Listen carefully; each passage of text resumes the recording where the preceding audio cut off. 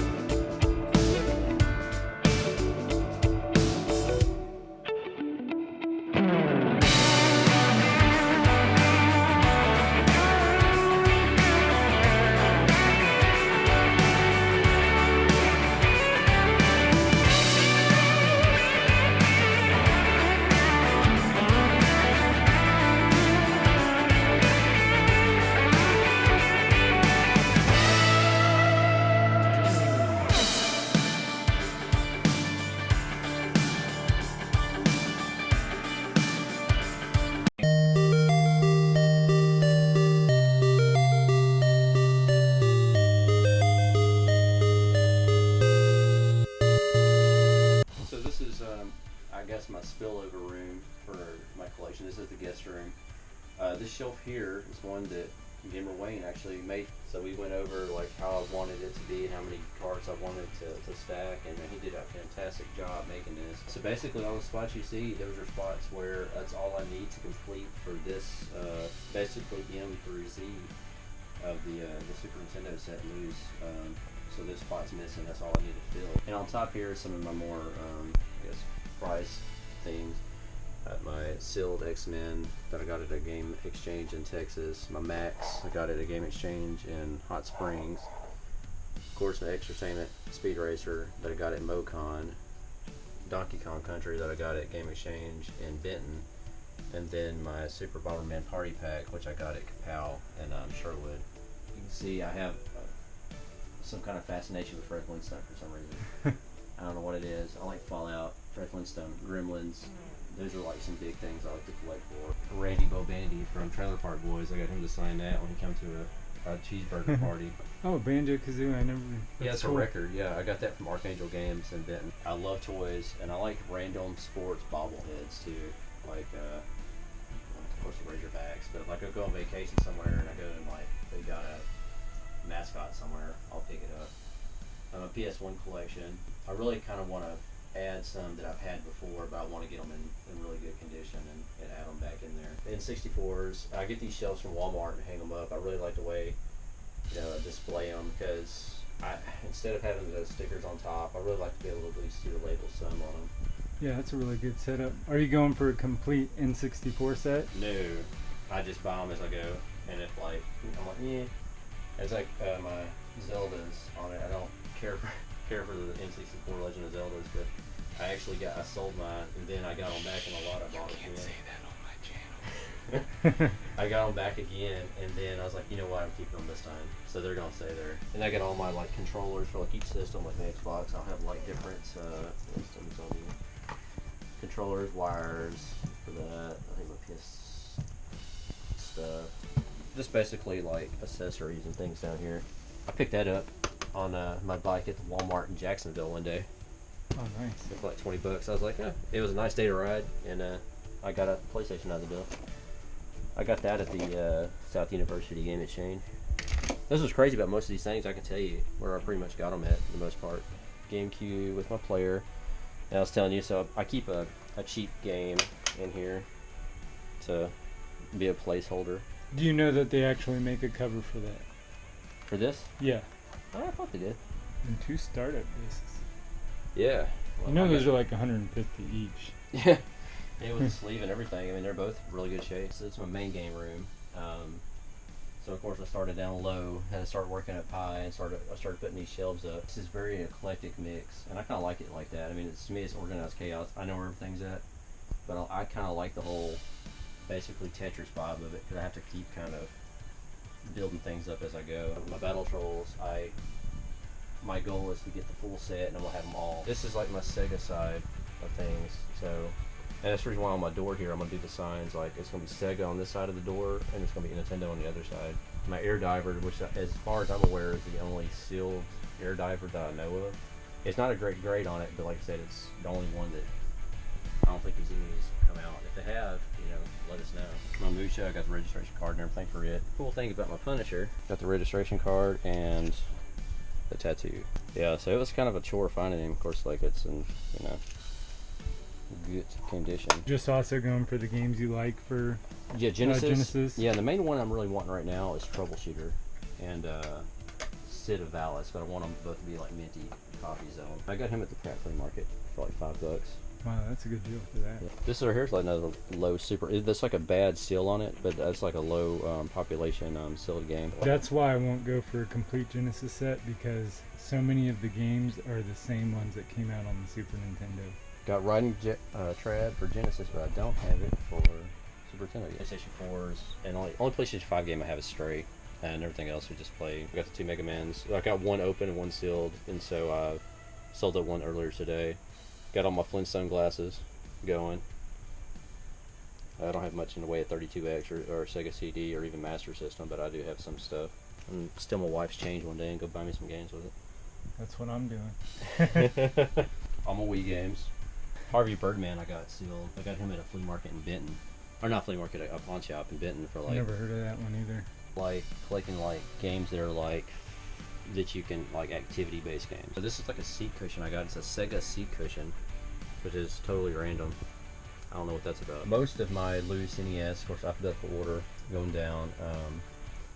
And then I have my black labels separated, and then I have my box ones over here in the other corner.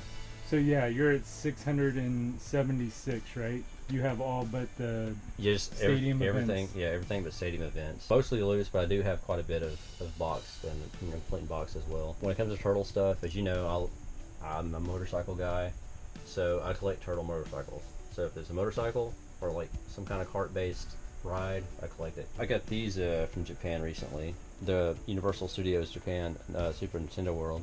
That's cool. But the Needle Nose, I got him at a flea market a couple years ago. Man, that's probably my favorite finds ever, because I had him as a toy. That's one thing I'll probably never get rid of. Bebop is one of the first things I ever bought at Capel. He had it at a convention several years ago, and I went back in the store afterwards and ended up buying it. I had a girl I worked with. She made me this Final Fight, what do you call it, bead art or whatever. She was making everybody at work stuff. She's like, "What do you want, Brian?" I was like, "Final Fight." So she made it for me, and I was like, "That's pretty sweet." I'm pretty sure nobody else in the world, at least at this moment, has it. This Flintstones game, I bought this at a flea market in Sheridan, and I rode my bike over there, and I had to like basically hold on to it all the way home because it kept trying to fall off. Yeah, my Steel Battalion, which if you look right behind you, I'll report it. Really fun game. It's very complicated though. You don't hit that eject button fast enough, you go. These are like how I display all my Game Boy games. I like the labels of games to be able to be seen. I don't like them to be where you have to, stack and you have to dig through them. So for the most part, they're alphabetized. Both Game Gears over here, and then my Atari XE games loose. I got up there. I was thinking about going for the full set of that, but I kind of have what I want for it. Airball was the number one I wanted for it.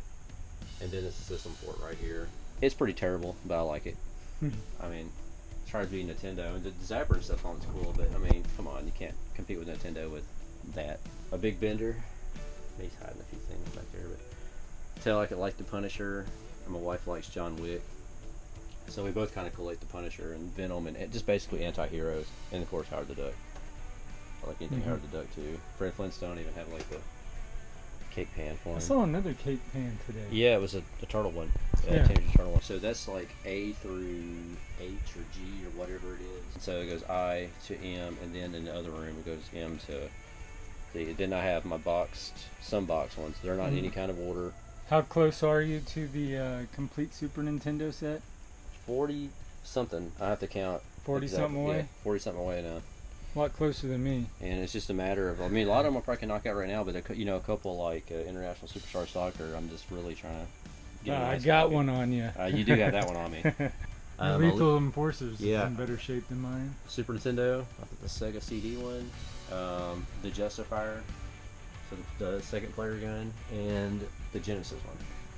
Oh wow. Wife bought me this Street Fighter 2 Ryu G.I. Joe figure because she's like, I bought it because you named your bike Ryu, so I've got a Hayabusa, and I named my bike Ryu Hayabusa after the your character in Ninja Gaiden. And I was like, no, it's the wrong Ryu, but I like him anyway. I do like Ryu. There's my Karate Corvette I was telling you about. So yeah, some kid opened that up, and my wife actually bought a couple years ago. She bought that Barbie Ferrari for like $20 at some flea market, and then took it home and opened it and put the stickers on it. Over here is just random, kind of like handhelds and things like that. And these are my unlicensed NES games. Black Label. Yeah, black labels, and then at the bottom are variants. I forgot which one I have on the other shelf, but then I have the other two wing grids. It doesn't find great shape. So like 5 screws and things like that, and I got a few PAL games. So if anybody wants to know what the very, very, very, very, very last licensed NES game in the world made was, ta-da, that's it, Lion King. But it was only a PAL release. And of course over here, it was Wario Woods. And then the last ever unlicensed game was Sunday Funday. That Mario statue's cool. Yeah, I got him at a game exchange in Fayetteville. I don't know really anything about him. They had 2 at the time. He has a few little hairline cracks, which he's had since I've had him. But, I mean, it says it's Nintendo stamped on the bottom. Like I said, I don't know anything about him. If anybody does, I can give him some information on him. But they had 2 in there, and the other one was just a little bit worse shape. The Nomad bag. Daniel did my screen for it, so I have a new that screen was super washed out in it. I don't have a big Switch collection or anything like that. I just kind of get games for it I want. I don't have a big Super Famicom. And here I have more complete box Super Nintendo games.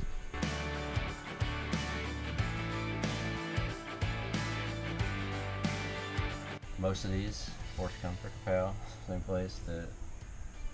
These are the ones I couldn't get to before. These are back in there. Not all of these come from there, but I know like Zardian come from there, Wing Commander, Wheelback, Turn and Burn. I mean, there's a lot of these, probably 90% of these. See, I'm not jealous of Zardian because I got Zardian in that really cheap Mega Lot. The goofiest of them all, though, is this. It's Doom with Noah shooting a slingshot at the animals. That's crazy. Man, it is tough too, man. Although I don't count that as part of my set, I'm probably going to end up getting that game. The first Super Nintendo game at least I ever bought at Kapow, and this may be one of the first things I ever bought at Kapow, period, was I bought that several years ago. It was just sitting there on the floor, and it was in a box on the floor, and I was like, hey, what's up with this? I'm like, oh, whoa. And anyway, I keep my controllers in here. NES, Sega, Super Nintendo. Here's my $5 JVC controller I got. Here's my OG Game Boy. This thing looks like something out of Fallout. I mean, yeah, look at that. It was my cousins, and they were girls. That's why it's got the fingernail polish. That is mint condition. It's funny. So like, I turned this thing on after like 25 years, and it took me a little doings, but after cleaning it out, it works. My power pad, extra NES, my front loader, Genesis, and cleaning stuff. Here was actually used in the Critters 2 movie. I looked through the movie and I didn't see that. I'm gonna have to go back and watch again. But apparently, supposedly, he was in Critters 2 in some scene. This used to be yours. Oh yeah. Yeah, and I got him like I think around the same time I got him at the Pratt Flea Market for like $5, and he's like, I don't know, he's worth a few bucks. Dragon Fighter up there, which I bought it graded for whatever it is, complete box. It was graded. So as soon as I got it home, I opened it and played it and beat it.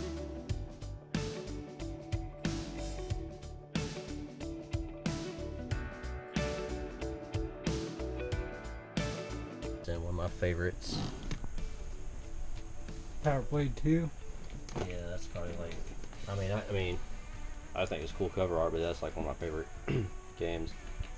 Mike Winterbauer, who actually did this cover art, I bought the print in the other room from him directly, so I thought that was pretty cool to actually, awesome. Start communicating with the guy who did that. What is this? The bat? That is a baseball bat that you play with baseball games, and it's pretty fun. Does it only work with Batter Up? Because I know Batter Up is a game. No, it works with all of them. To me, it's only really fun if you play home run derby. Because remember, you use the bat as a controller, you also have to use it to pitch and field with, and it's kind of awkward at that point. I didn't know that existed. Yeah, it's pretty cool. I got that. So we went to Louisville Sluggers. I had him in a bat up there in Louisville. I thought it was kind of ironic. Yeah, Got a bat in the bat capital of the world. that's a cool story.